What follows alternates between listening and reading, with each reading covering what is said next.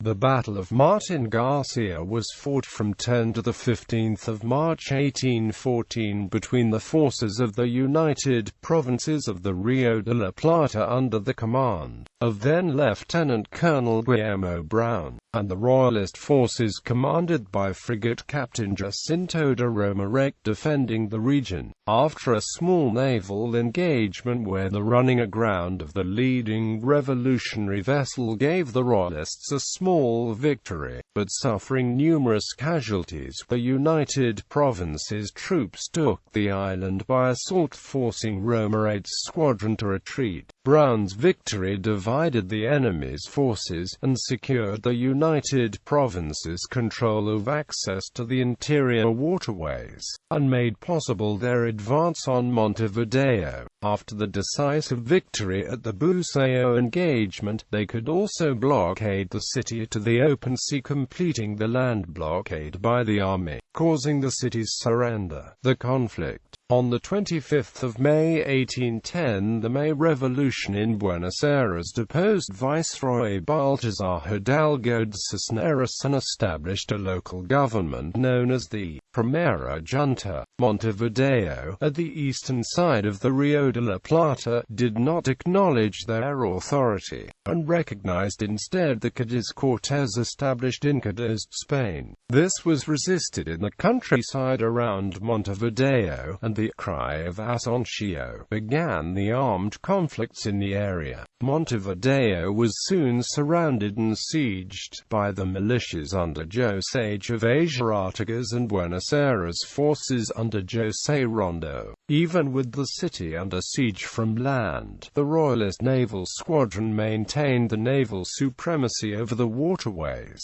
the Rio de la Plata and the Uruguay and Paraná rivers. The Montevidean squadron under Jacinto de Romarate destroyed the first flotilla from Buenos Aires, which went up the Paraná River carrying reinforcements to the Paraguay campaign at the Battle of San Nicolas. After that victory, Montevideo's naval forces could then establish a blockade of the port of Buenos Aires, effect a bombardment and avoid the fall of Montevideo. After the failure of the armistice signed on the 20th of October 1811 between the First Triumvirate and the Viceroy Francisco Javier de Elio, on the 20th of October 1812, a second siege of Montevideo ensued. The tenacity of the defenders and their control of the surrounding rivers, and the lack of means for the attackers to back this situation kept the front without major changes until 1814. The descent between the Buenos Aires troops and the local militias of Artigas did not help the attackers' situation. Even through this, some expeditions were organized by the defenders to break out and obtain supplies, yet they failed, among them by the opposition of José de San Martin at the Battle of San Lorenzo, and whatever little they obtained was not enough to cover Montevideo's needs, who suffered hunger and diseases, especially scurvy. The Second Squadron, on the 5th of November 1813, after the resignation of José Julián Pérez, Joan Laria joined the Second Triumvirate in Buenos Aires, along with Gervasio Antonio de Posadas and Nicolás Rodríguez Peña. The war situation was dire. General Manuel Belgrano was retreating to La Quiaca in the north, after the defeats at Vilcapugio and Yuma. Patria Vieja in Chile was being invaded by the forces of the Lima and due to internal conflicts was approaching the disaster of Rancagua. Montevideo had an army bigger in numbers than the army that encircled them, and there was no prospects of surrender as they controlled the access through the rivers and the sea. In Artigas was joining a civil war by promoting the defection of the Argentine provinces of Entre Rios and Corrientes. Laria started to consider the formation of a new squadron to force the situation in the Eastern Front, but it was quickly learned that this was not possible. There were no naval forces in the provinces. They only had one sloop and the port's landing craft. The arsenal only had 30 cannons and carronades of different calibers and almost useless due to age and lack of maintenance. A few rifles and less than 200 quintals of gunpowder.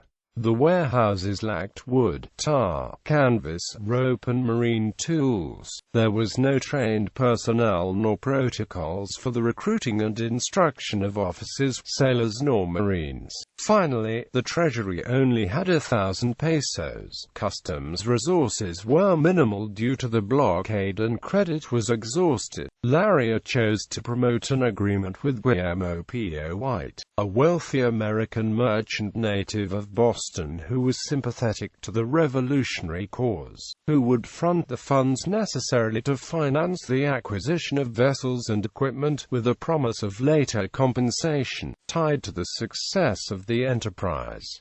On the 28th of December 1813 an agreement was signed between the Triumvirate and White. At the beginning of 1814, the executive power was concentrated on the Supreme Director of the United Provinces of the Rio de la Plata. Gervasio Antonio Posadas was named Supreme Director and Juan Laria was named Economy Minister, which then maintained the agreement with White alive. In only 2 months, a small squadron was formed and a crew readied, composed mostly by foreigners and officers and men, while the embarked troops were composed of locals.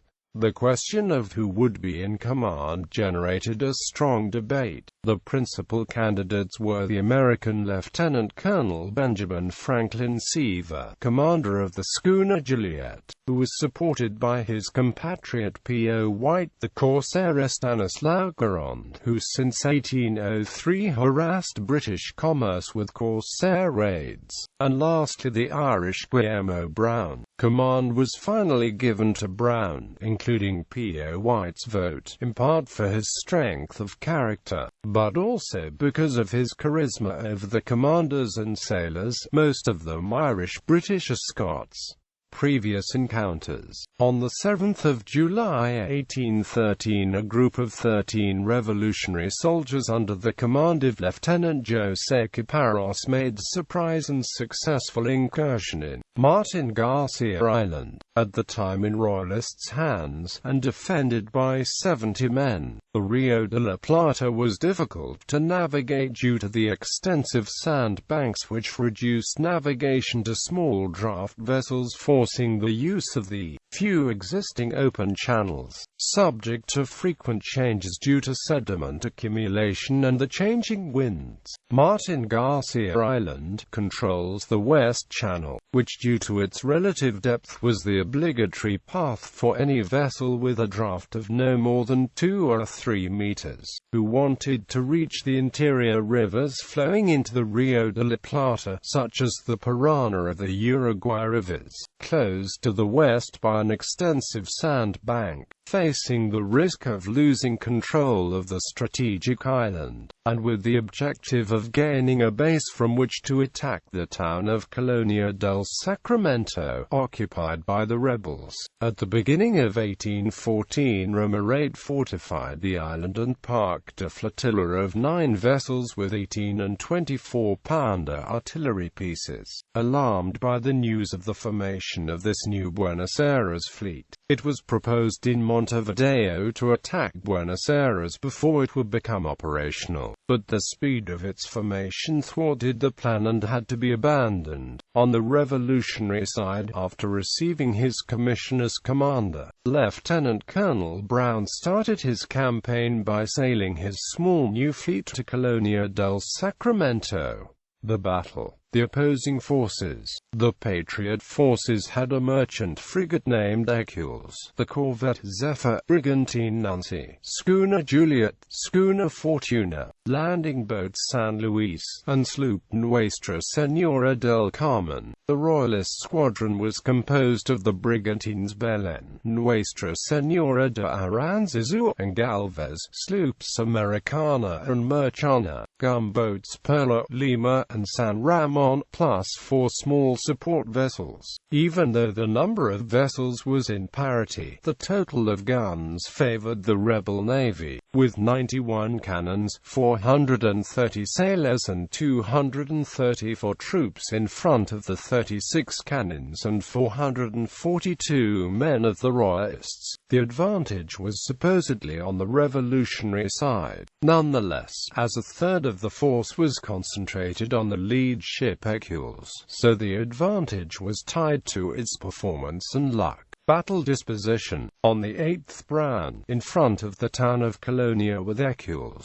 Fortuna, San Luis and Carmen, saw 3 royalist brigantines to the northwest. He followed them until dusk, when, having verified they were entering the Martín García Channel and going to the island, he turned to Buenos Aires to look for reinforcements. That same day at 8 p.m. the royalist squadron raised anchor in Martín García, to the west of the island. Romarate formed his ships in an east-west line, covering the channel from the anchorage in a semicircle, supported from land by a battery of 2 cannons and gunfire from the island's troops under midshipman José Benito de Escuenaga. On the 9th at 2 p.m. Brown joined with Japia, Juliet and Nancy, then turned towards Martín García to meet the enemy. At 5 p.m. the rebel squadron anchored on the channel, about 4 leagues to the southwest of the royalists, with the Santa Ana bank to starboard. The 10th in the morning they raised sail on a light southeast wind converging to Romarate through both channels. Brown's plan was attacking through the front and rear of the Spanish. He detached a division composed of Fortuna, Carmen and San Luis to go around the sandbank to the west to have it at its back and the royalists in his front while the principal force attacked the royalists' front. Hercules was on the left, then Zephyr, Nancy and Juliet on the right.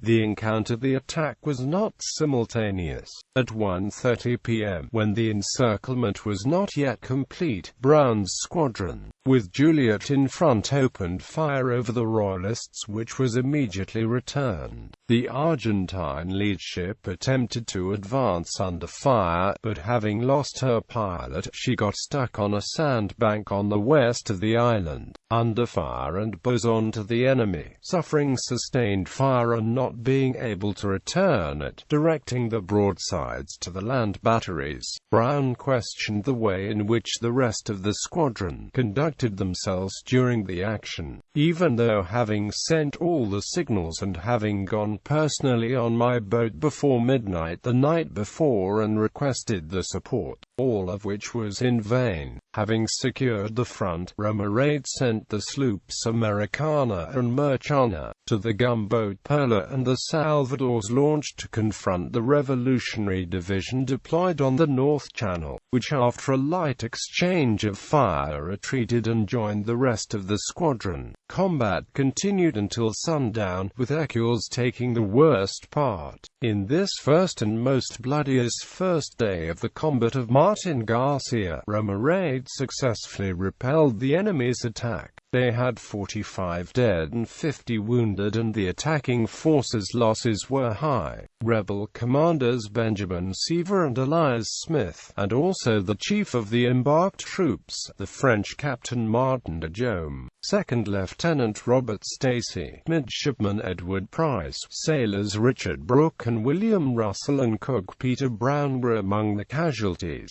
Bernard Campbell, the chief surgeon, had very difficult moments having to treat the wounded with inadequate means. Among the wounded there were valet Thomas Richard and sailors James Stone, Henry Harris, Elsie Miller and Anthony O'Donnell. At dawn on the 11th, fire recommenced at 8:45 a.m., when finally Hercules, with her sails and masts destroyed and with 82 impacts on the vessel, finally loosened the grip of the sandbar with the tide, and with only one sail left, could leave the channel and retreat by the Las Palmas sandbank. At 5 p.m. on that day, Romarate sent a note to the commander of the Montevideo garrison, Miguel de la Sierra, informing he had few casualties, 4 dead and 7 wounded. He had disembarked on the island and judged that given the losses suffered, as soon as the Patriot fleet was in condition, it would retreat to Buenos Aires. So he asked his commander for more powder and ammunition in all calibers, and urgent reinforcements to annihilate them before they could seek refuge in port. If your excellency has expulsed from that port, as I believe, Mercurio, Paloma, Hyena and Cisne, and they are near the islands of Hornos y Valises,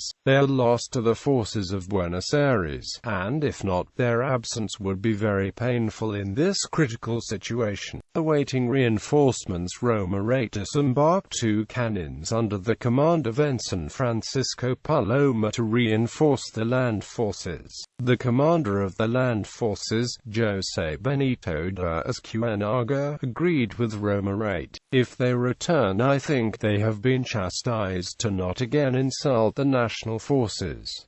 Nonetheless, Romarate had made a bad judgment. On the one side, the Spanish squadron under frigate Captain José Primo de Rivera y Ortiz de Pinedo was negligent and had not positioned his forces in case he would be required as defensive reinforcements, be it in the case of defeat, as support of victory, and the measures to be taken after Romarate's order was known were so lax that Romarate never received reinforcements nor supplies. Also, in contrast to what Romarate supposed, and showing in his adversary a completely different way of thinking, after the repairs done to Ecules, we installed lead plates below the waterline and covered her with leather hides and tar, which changed her nickname to the Black Frigate, and counting only with few reinforcements, 23 dragoons and 23 marines from the 6th Regiment, with their officers, respectively Dragoon Ensign Gervasia Espinosa and Sub-Lieutenant Luis Antonio Frutos, sent in the schooner Hope by the commander of Colonia del Sacramento, Vicente Lima, under First Lieutenant of the Buenos Aires Dragoon Regiment Pedro Arona, and 17 militias from the town of Las Conchas.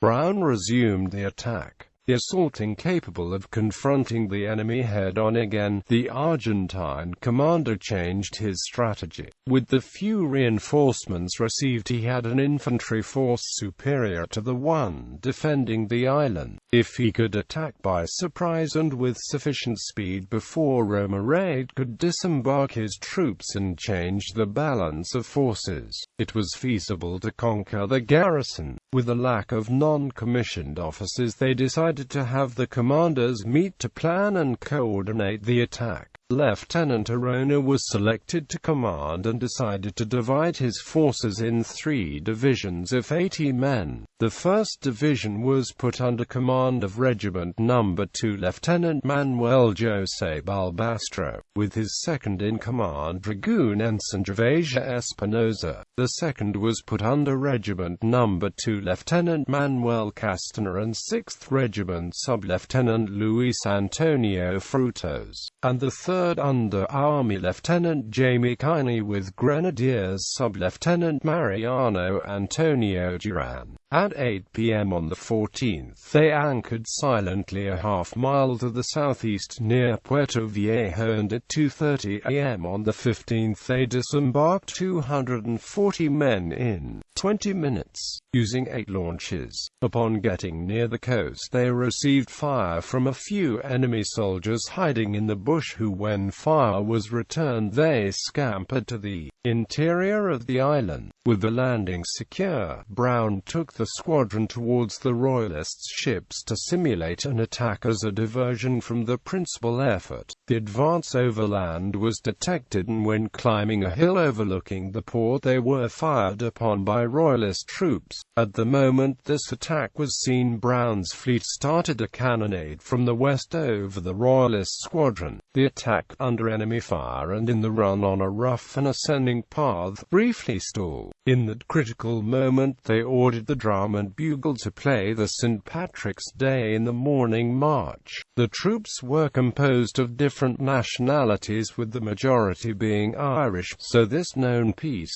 played a few days before St. Patrick's Day, raised the attackers' morale. The song became the first naval march of Argentina. Because of this event, this song was made the official march of the island and was officially added to the Argentine Navy's repertoire in 1977.